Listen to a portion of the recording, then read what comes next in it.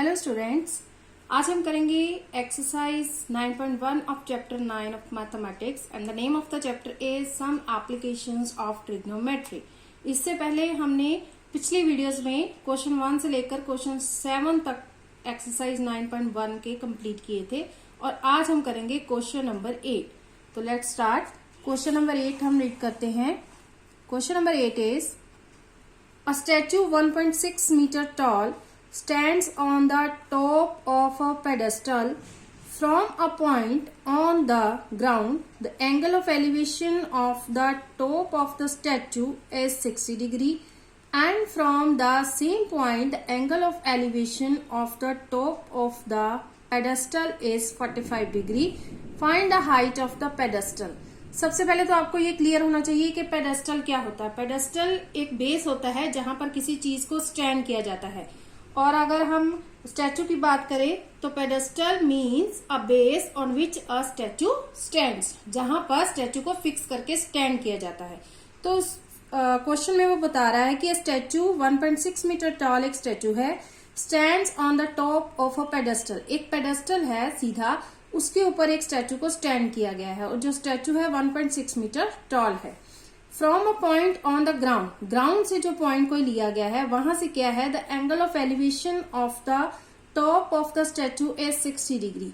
Statue ऊपर stand किया गया है और उसके टॉप से जो एंगल ऑफ एलिवेशन ग्राउंड से बनाया गया है वो है 60 degree. And from the same point angle of elevation of the top of the pedestal, एक तो टॉप लिया है उसने स्टैचू का और दूसरा टॉप लिया है पेडेस्टल का। पेडेस्टल से जो एंगल बन रहा है पेडेस्टल के टॉप से ग्राउंड तक वो 45 डिग्री है। Find the height of the pedestal. तो इसकी फिगर को हम सबसे पहले क्लियर करते हैं। सबसे पहले हम देखते हैं कि एक तो हमें सबसे पहले पेडेस्टल लेना पड़ेगा। ए बी हम एक पेडेस्टल लेट करते हैं, उसके ऊपर हमने स्टैचू को स्टैंड कर दिया। बी सी स्टैचू लेंगे और जो यहां से पेडेस्टल के, ये है पेडेस्टल, नीचे पेडेस्टल के टॉप से बी ए या A B is a pedestal and B C is the statue. जो पेडेस्टल है उसके टॉप से जो एंगल बन रहा है वो है 45 degree from the ground. The angle of elevation from the top of the pedestal is 45 degree and from the top of the statue the angle of elevation from the ground from a point on the ground is 60 degree. जो दूसरा angle है उसके top से, statue के top से, वो है 60 degree. Find out करनी है हमें height of the pedestal.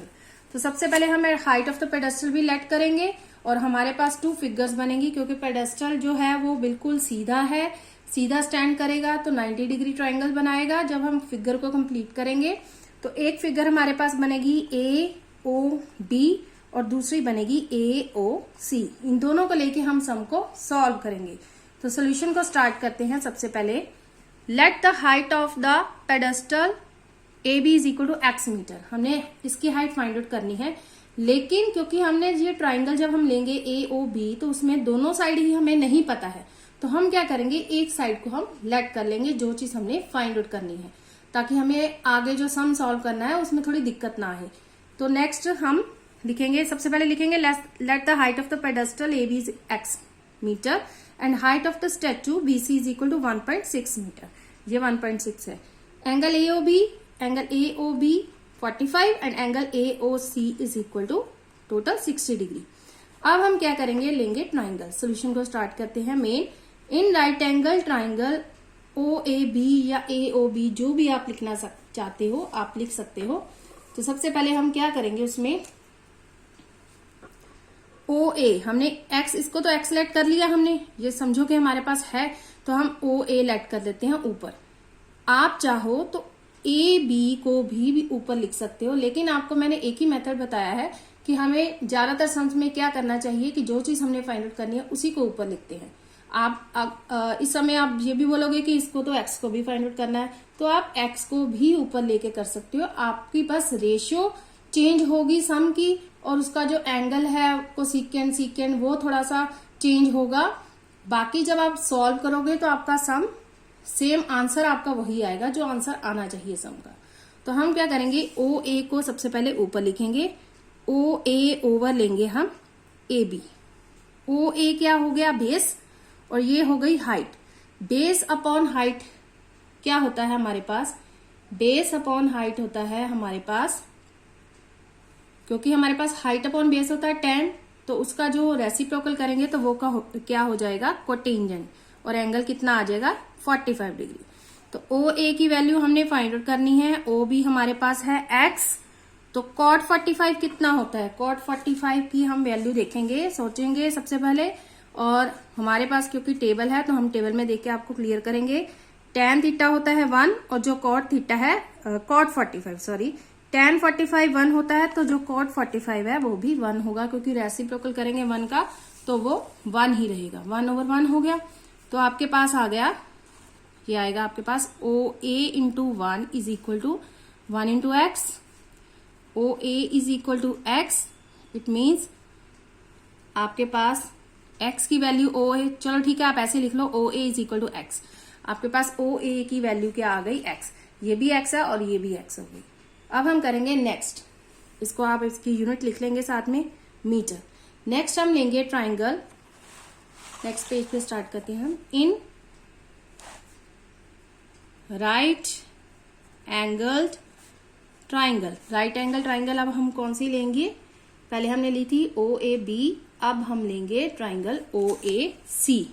OAC, OAC में ये है OAC, OAC इसमें क्या करेंगे, OA को ऊपर लिखेंगे, दोनों में सेम रेशो बना लेते हैं, OA ऊपर लिखेंगे और AC को नीचे, ये आएगा OA over AC is equal to base upon height हो गया हमारे पास सेम कॉट, कॉट कितना आ गया अब 60 डिग्री, क्योंकि फुल ट्राइंगल है।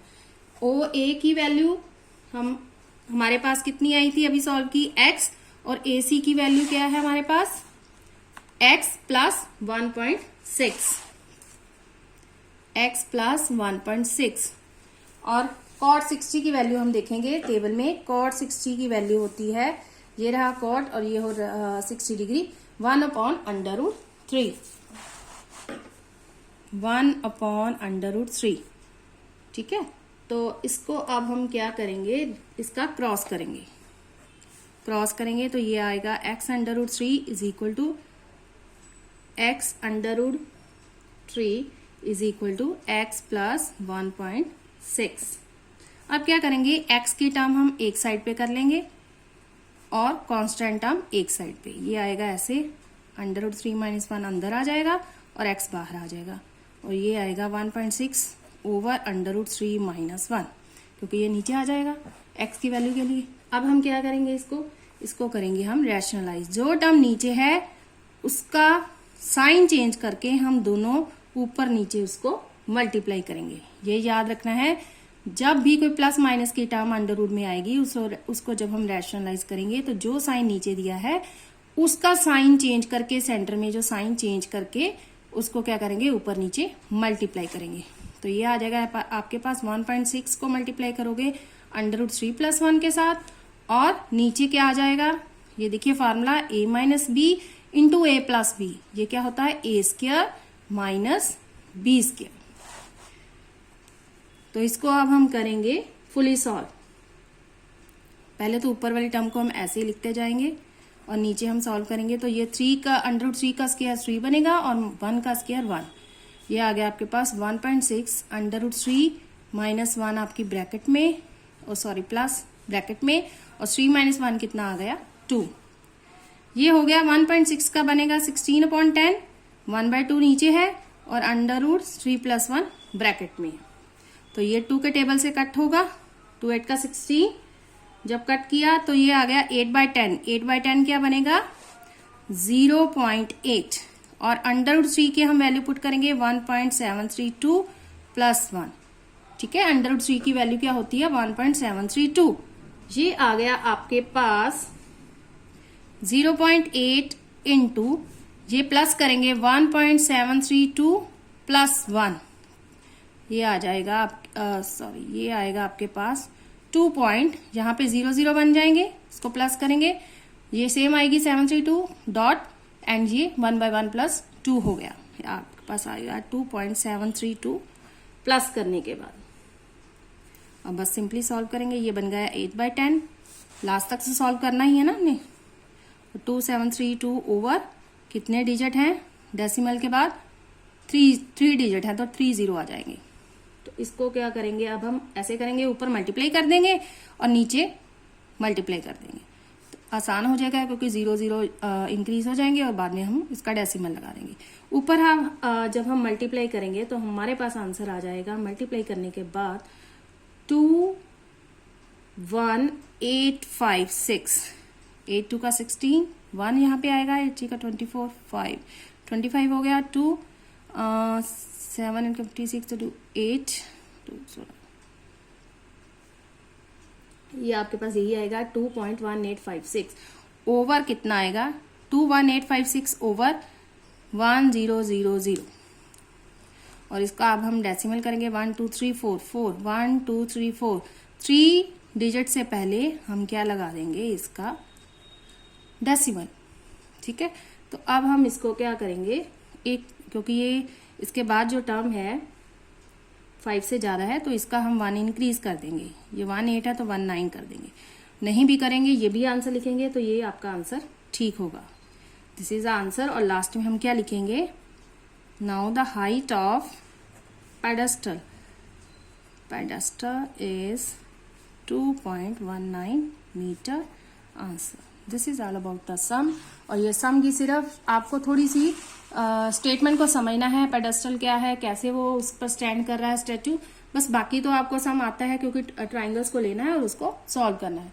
अगर आपको मेरी वीडियोस अच्छी लगे तो मेरी वीडियोस को लाइक शेयर एंड मेरे चैनल को सब्सक्राइब जरूर कीजिए, क्योंकि आप जब सब्सक्राइब करते हैं मेरे चैनल को तो मेरे को थोड़ी सी मोटिवेशन मिलती है और अच्छी से अच्छी वीडियो डालने के लिए।